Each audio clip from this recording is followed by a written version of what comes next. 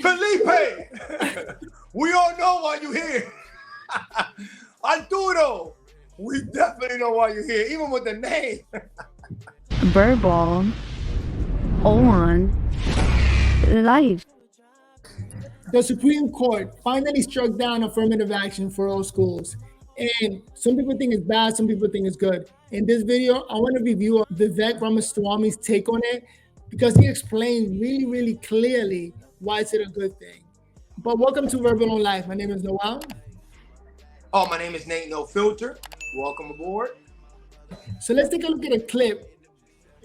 Potential hopefuls are happy with today's decision, including Vivek Ramaswamy, who joins us now in studio. Thank you so much for your time tonight. It's good to see you. All right, so I want to start out with something that you posted on Twitter, saying affirmative action is the single greatest form of institutional racism in America today. Why do you feel that way? I think by definition, there are institutions that regularly take race into account as a factor on whether or not someone gets a job or whether or not someone gets a seat in college. By definition, that's institutionalized racism.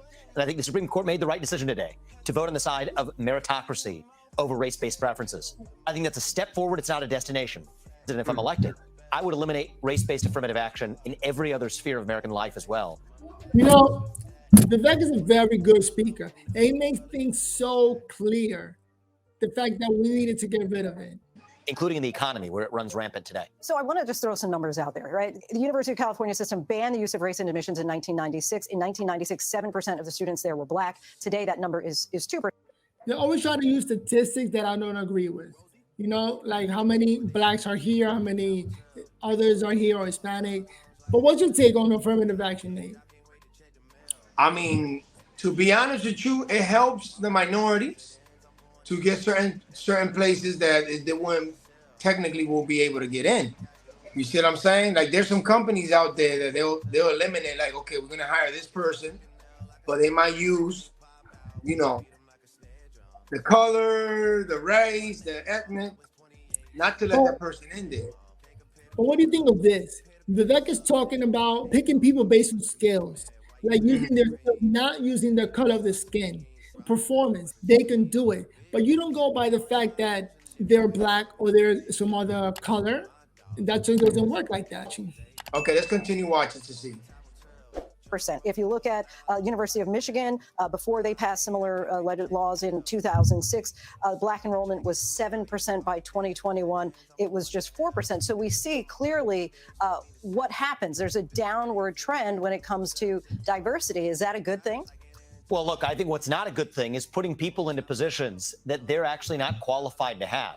What this actually should wake us up to is the reality of the failures of early education, K through 12 education, starting at a young age. That's evidence of the fact that many poor Americans, and Black Americans do tend to be poorer than white Americans, for example, do not have access to good public education starting even in kindergarten or first grade. That's where we need to focus. I know that's not an easy solution. I know that everyone's looking for a Band-Aid, but a Band-Aid at the end of the process does not solve the failures early on.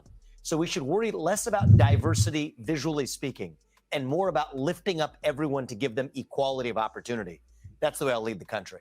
But how do you go about giving equality of opportunity when you're saying, basically, for some people, as you just said, there can be, whether it's socioeconomic, whether it's by race, that we're saying, you know what, we're not going to even consider that in our admissions process when you're talking about there have been decades, centuries, right, of discrimination that has caused that disparity in our education system.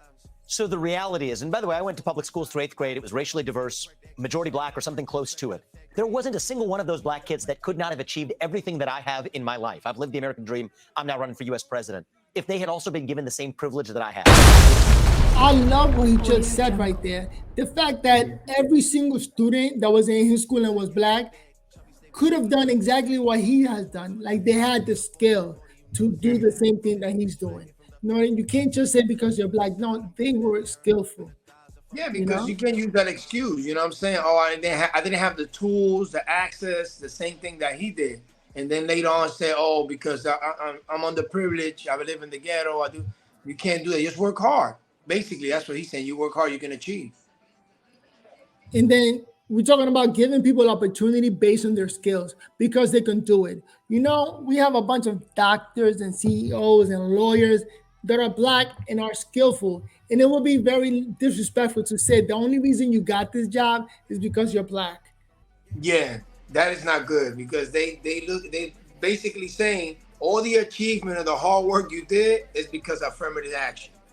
Nah, you got to give the person the credit. I work hard, I took the right route, and I educated myself, and now I'm in this position. Saying that no, the only reason black people have a job is because of affirmative action. You know how racist that sounds? That sounds awful. It I does. You tell that to somebody who'll punch you in the face, like, yo, get out my face. You crazy? Like they be like this in the conference room. We all know why Tyrone got this job. We're just saying, I know why Rakeem got this job. You see, that I don't like that. But you see, I don't like that shit. They don't know my background. Like, look at this black person saying that she got the job because she's black.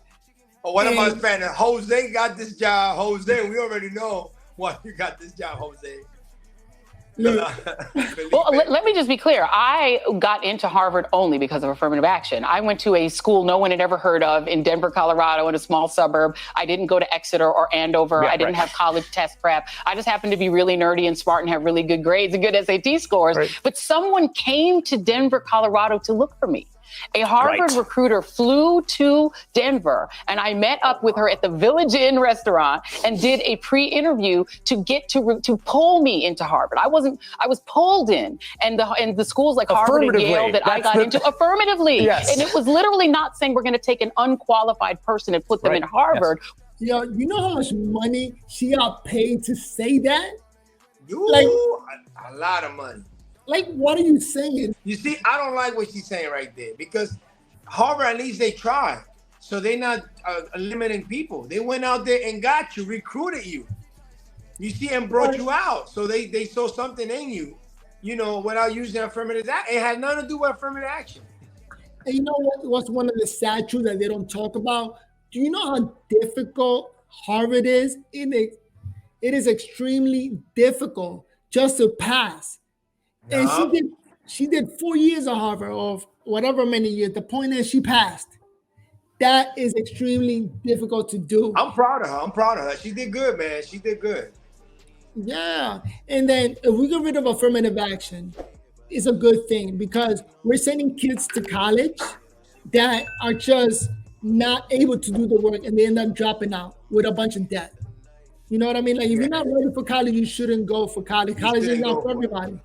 College is not for everybody, you know? So if you send somebody to college just because they're black and they show up to Harvard, Harvard, the smartest people on earth. You know? And it's like, go ahead, read those 10 books by tomorrow. Yes, I know, right? Like, oh yeah, you read those 10 books. You know, somebody's not gonna read it if it's not your thing. Some people, they love school, they excel at school. Oh, you're very educated. You know, education academy is their stuff, and you know, and some people are skillful like that, and some people are smart. So you got to give them the opportunity. That's all I want. Affirmative action is for the kids from, let's say, from an inner city, you know, that they not seeing the potential. They judging everybody. That's what I thought affirmative action was. Let's grab somebody that don't belong in that environment, or they don't have the requirement. Well, in my opinion is that I am happy they got rid of affirmative action. We need to look at people by their character and their merit, like their skills. Can they do it or not based on the color of their skin. That's a wrong indicator. That doesn't really tell you much. You can't say this school got a lot of black people, so it's a good school. That's not how life works. No, life, you gotta work hard, you'll get rewarded at the end. That's how it is in life in America, you know? All right. Man, the way it should be. What do you guys think? Write down, was it a good thing that they got rid of affirmative action, or should they continue picking people based on their color of their skin? You know, let's see how it goes. Let's see how it goes. Next time Nathaniel's at a meeting, just say, Felipe, we all know why you're here. Arturo, we definitely know why you're here, even with the name. Verbal on life. Yeah, I can't help but laugh when you say that. Yo, I'm sorry that Jay Smith couldn't be here. he is an important meeting. You know, you can be, but he's gonna be there in the next episode. But look, think about it. Can you walk in the conference room? Hey guys, how you doing? Hey Arturo, how's everything? How was that affirmative action? Forget your skills. We already know it. Damn. This reverse racism in 2023, we can't have that anymore. Yeah. So shout out to Jay Smith, my man. Oh yeah, Jay Smith. He couldn't be here to give us the quick answer. Go back and forth with the discussion that we do on Verbal on Life. All right. Peace out. Peace out.